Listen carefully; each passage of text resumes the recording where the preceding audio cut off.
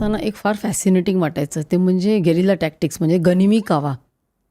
ते मला असं ते कानाकोपऱ्यातनं खाचखळग्यातनं जाऊन हल्ला करायचा. एक्झॅक्टली. त्याला ही काय महाराजांनी बाबराकडनं शिकलेली नाही आहे, ते त्यांचं इंटेलिजन्स स्वतःचा वेगळा होता. प्रत्येक कुठल्याही कालखंडात दोन महान माणसं जी एकसारखा विचार करू शकतात ना, त्याचं हे उदाहरण आहे. ही पद्धत आहे ना, ही बाबरांनी आणलेली हिंदुस्थानात. म्हणजे इब्राहिम लोधी विरुद्ध जेव्हा त्याचं पहिलं पानिपतचं युद्ध झालं, तो टोळ्यांनी राहणारे ते उझबेकिस्तान घोडे आणि हे वगैरे, ते घोड्यांच्या पटाईत घोडेस्वार असायचे. त्यांची ती पद्धत होती, त्याला तुलघुमा नावाची पद्धत म्हणतात.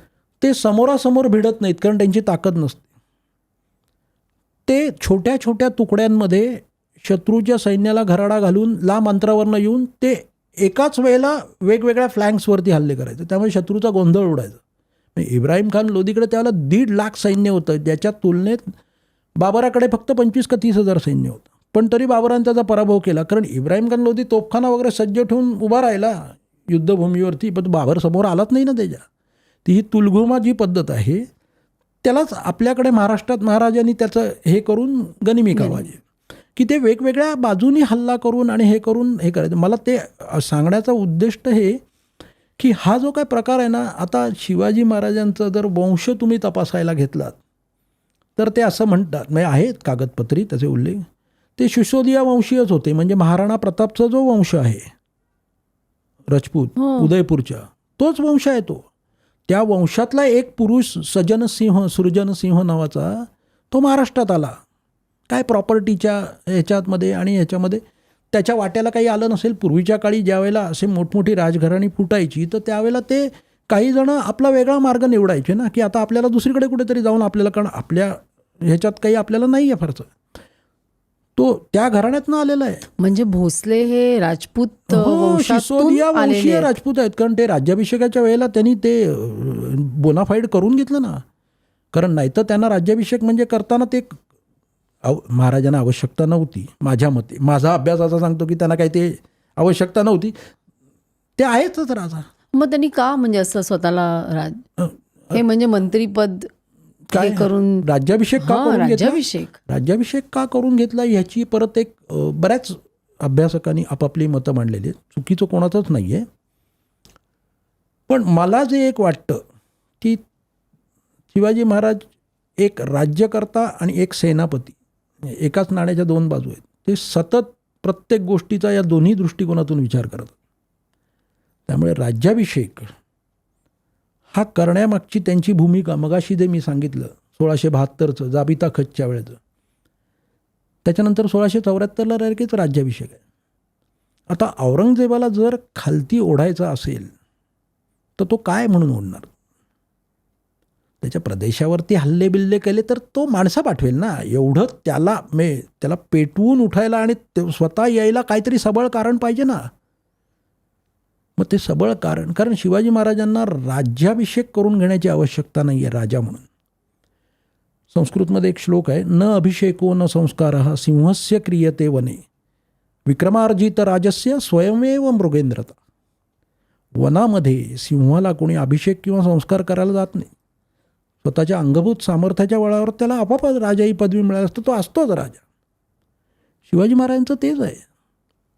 त्यांना काही राज्याभिषेक करून घेण्याची आवश्यकता नाही आहे स्वतःला राजा म्हणून घेण्यासाठी. त्यांची प्रजा त्यांना मानतेच आहे, त्यांचे अनुयायी सहकारी सगळे मानतातच आहेत. आणि हे वारंवार प्रत्ययाला आलेलं आहे. म्हणजे 1656 साली जावळीचं प्रकरण निघालं तेव्हासुद्धा जावळीच्या चंद्रराव मोऱ्यांना महाराजांनी सांगितलेलं आहे की तुम्ही मुस्तफत राजे म्हणायचं, राजे आम्ही आहोत, आम्हाच श्री शंभूने राज्य दिले, तरी तुम्ही राजे न म्हणावे. 1662-65 पासूनच, आता एक्झॅक्ट नाणी संशोधक आणि अभ्यासक सांगतात, पण 65 पासून वगैरे शिवशाही होऊन मार्केटमध्ये आलेलं आहे. म्हणजे तुमची करन्सी आलेली आहे. थोडक्यात तुमचं राज्य आल्याचं हे द्योतक आहे. करन्सी आली तुमची. नाही तर तुमची तुम्ही भले छापाल हो, पण ती ॲक्सेप्ट तर झाली पाहिजे मार्केटमध्ये. जेव्हा तुमचं राज्य येईल तेव्हाच ती करन्सी ॲक्सेप्ट होईल ना. मग असं सगळं आहे. पण मग का शिवाजी महाराजांना राज्याभिषेकाची गरज पडली असो? किंबहुना त्यांचं व्यक्तिमत्व कसं आहे? आता ते व्यक्तिमत्व कसं आहे ते पण मी तुम्हाला ह्या अनुषंगाने सांगतो. महासिंह शेखावत फारसा इतिहासाला माहिती नसलेला माणूस आहे. राजस्थानी राजपूत माणूस आहे जो मिर्झा राजा जयसिंगांच्या पदरी आहे. तो मिर्झा राजांचा मुतालिक किंवा कोणतरी असा आहे आग्र्याच्या दरबारात. या माणसानी शिवाजी महाराज औरंगजेबाच्या भेटीला 12 मे 1666 औरंगजेबाच्या भेटीला आग्र्याच्या दरबारात जाताना बघून शिवाजी महाराजांचं वर्णन केलेलं आहे. अर सेवाजी डेल तो हकीर छोटोसोही दिखता दिसजी, अर सुरती बहुत अजाईब गोरो रंग, पूछो राजवी दिसोजी. राजस्थानी डिंगल भाषेत लिहिलेलं आहे. तो म्हणतो की शिवाजीचा बांधा हा किरकोळ आणि साधारण बुटके ते 5'2", 5'3" एवढीच उंची होती त्यांची. ते काही फार मोठे दिप्पाड किंवा हे नव्हते. अर शिवाजी हकीर बहुत छोटोसोही दिखता दीजी, अर सुरती बहुत अजाईब गोरो रंग, विलक्षण गोऱ्या रंगाचे आहेत ते. आम मराठ्यांच्या मानाने विलक्षण गोऱ्या रंगाचे. पुढलं वाक्य फार महत्त्वाचं आहे. पूछो राजवी दिसोजी. न पुसताच कळतं, न विचारताच कळतं की हा माणूस राजा असला. असं व्यक्तिमत्व आहे ते. आता बघा, कोण महासिंह शेखावत, काही त्याचा संबंध नाही. त्याला फक्त डेली रिपोर्टिंग करायचं दरबारातलं. त्याने लिहून ठेवलं आहे. एकदाच बघितलं असेल त्याने. आता असं सगळं असताना शिवाजी महाराजांना राज्याभिषेकाची गरज का पडली? औरंगजेबाला खाली ओढायला आपल्याला काहीतरी एक सबळ कारण पाहिजे. नाही तर कशाला येईल औरंगजेब? तो माणसं पाठवेल ना. एकदा मिर्झा राजा जयसिंग पाठवला, एकदा शाहिस्ते खान पाठवला. त्याच्याकडे काही माणसांची कमी नाही आहे. पण औरंगजेबाला आव्हानात्मक वाटेल असं काहीतरी एक सबळ कारण या दख्खनच्या भूमीवरती उभं करायला लागेल. आणि ते सबळ कारण म्हणजे हिंदूपत पातशाहीची स्थापना. कारण ते सबळ कारण शिवाजी महाराज हे फक्त औरंगजेबाचा विचार डोक्यात ठेवून नाही करत. ते सबळ कारण ते ह्याच्यासाठी करतात की त्यांना हे माहिती आहे की औरंगजेब खाली उतरल्यानंतर, आता दुर्दैवाने महाराज आधीच निधन पावले आणि नंतर औरंगजेब उतरला 27 वर्षातून.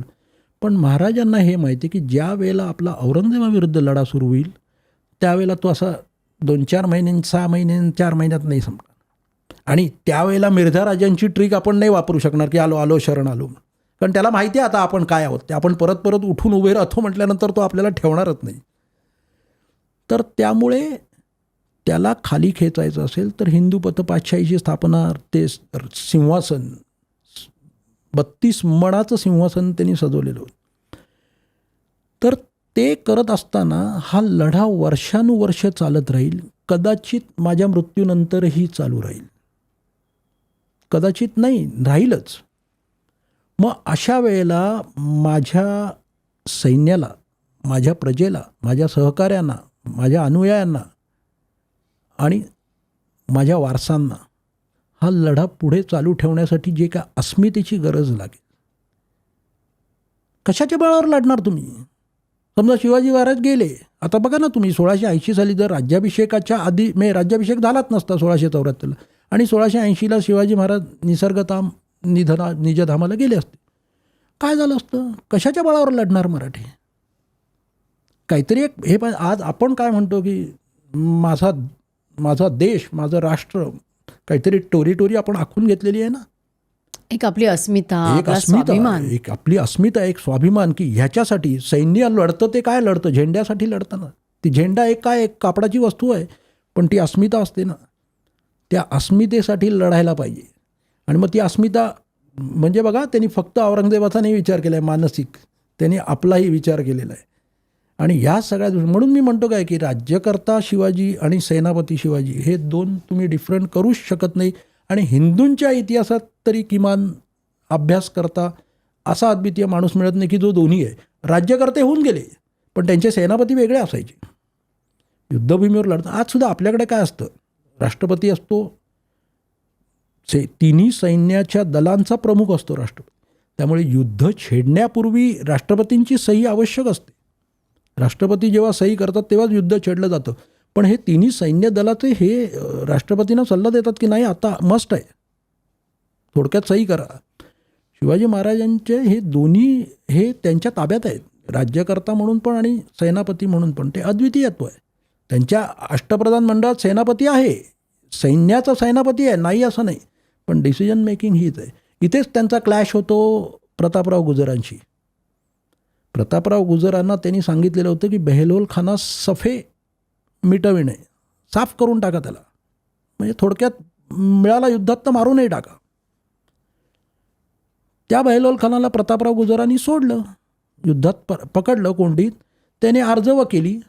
आता कदाचित काही वेळेला काय होत असेल की शिवाजी महाराजही काही शत्रूला सोडत असतील, ते क्रूर आणि निर्दयी तर नव्हते बाकीच्या या इतर राज्यकर्त्यांसारखे, पण ते कधी सोडायचं आणि का सोडायचं याचा डिसिजन राजा म्हणून माझ्या हातात आहे. हा डिसिजन सेनापती म्हणून प्रतापराव गुजरांनी नाही घ्यायचं, हे त्यांना सांगायचं. पण अशी मग अंतर्गत बंड झाली असतील ना, किंवा बंड नाही झाली. फितुरी किंवा त्यांच्या विरुद्ध असं नाही झालं, म्हणजे त्यांची ती सक्त एवढी ताकीदच अशी होती, जरब होती. फितुराला काय शासन, खंडोजी खोपड्याच्या बाबतीत झालं ना.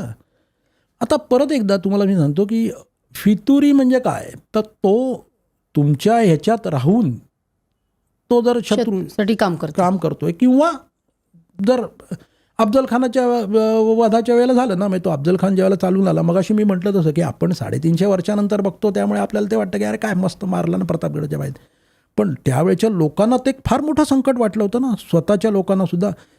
त्याप्रमाणे काही देशमुख देशपांडे जे सोडून गेले त्याच्यामध्ये हा खंडोजी खोपडा गेला अफजल खानाकडे. आता त्याचं तर गंमत अशी होती की मुळात तो आणि त्याचा भाऊ यांच्यामध्ये वतनाचा वाद होता सुरुवातीला. त्याच्या भावाच्या नावाने वतन होतं खंडोजी खोपड्याच्या, पण हा महाराजांकडे आला आणि तो आदिलशाहीकडे गेला. तो महाराजांकडे आल्यामुळे महाराजांनी सांगितलं की तुला वतन देतो मी, तू का टेन्शन घेऊ नको, तू मला सामील झालं. कारण त्यावेळेला माणसं जोडायची होती. आता असं तुला सगळं एवढं निर्भय दिलेलं असताना सुद्धा तू शत्रूचं सैन्य आलं चालून म्हटल्यानंतर तू जातोस सोडून, आणि मग तू शत्रूला सामील होतो. मी तुझी बाजू घेऊन सुद्धा तू जर उलटलास, मग तो खंडोजी खोपडा अफजल खान वध झाल्यानंतर पहिला माणूस कोण हाबकला असेल तर खंडोजी खोपडा हाबकला की अरे हे आता अंगाशी येणार आपल्या. बरं तो लपून लपून जाणार कुठे. मग तो कान्होजी जेध्यांकडे गेला, महाराजांचे जे सहकारी आहेत आणि ज्यांनी अतोनात पराक्रम केलेला आहे प्रतापगडच्या त्या अफजल खान वधाच्या प्रसंगी, आणि त्यांनी त्यांना गळ घातली की मला वाचवा. आता कान्होजी हे शहाजीराजांचे सरदार आहेत, महाराजांपेक्षा वयाने सुद्धा बऱ्यापैकी मोठे आहेत. तर त्यावेळेला कान्होजी जेधे गेले मग, आणि त्यांचं पण एक आत्मविश्वासाची लेवल वाढलेली होती की आपण पण आता पराक्रम केला. मग त्यांनी सांगितलं की चुकला आहे तो खंडोजी खोपडा. आता एक वडीलकीच्या नात्याने किंवा त्या वयात आल्यानंतर माणूस सरासर विचार करतो ना सगळं, घ्या याला परत घ्या म्हणून. मग त्याला घेतला परत महाराजांनी, कारण कान्होजींचं शब्द होतं ना. पण मग तो नेहमी कान्होजींबरोबर मुजऱ्याला यायला लागला, आणि एक दिवस कान्होजी नसताना तो आला मुजऱ्याला, ते लगेच त्यांनी उचललं, पकडायला म्हणले, आणि ह्याचा एक हात आणि एक पाय तोडून टाका, उजवा पाय आणि उजवा हात तोडा. का तर डावा पाय आणि उजवा हात, कारण माणूस चालताना, रायटी माणूस चालताना पहिलं डावं पाऊल पुढे टाक, डावा पाय आणि उजवा हात. ज्या पायाने माझ्या राज्यावर चालून आला तो एक पाय, आणि ज्या हाताने माझ्या राज्यावर तलवार उचलली तो एक हात तोडून टाका, आणि परत मरता कामा उपयोग नाही, कारण कान्होजीनं वचन दिलंय. ही क्लिप शेवटपर्यंत बघितल्याबद्दल खूप खूप धन्यवाद. संपूर्ण एपिसोड बघण्यासाठी खाली दिलेल्या लिंकवर क्लिक करा आणि सर्व काही चॅनलला सबस्क्राईब करायला विसरू नका.